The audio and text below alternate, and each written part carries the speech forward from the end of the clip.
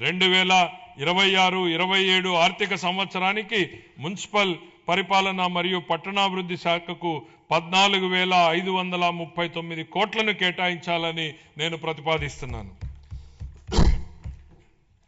న్యాయశాఖ, హోం, మద్య నిషేధం, ఎక్సైజ్ మరియు అగ్నిమాపక శాఖలు.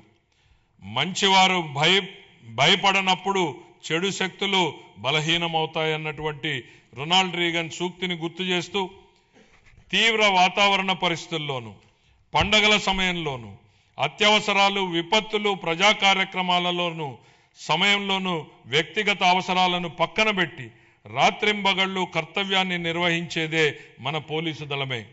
కాకి యూనిఫామ్ గౌరవం మరియు హుందాతనాన్ని భుజాన మోస్తూ ఏదైనా ఆపదొస్తే మొట్టమొదటిగా స్పందించేది వారే. వారి సేవాభావం, త్యాగస్ఫూర్తిని మా ప్రభుత్వం అత్యంత గౌరవంగా భావిస్తుంది.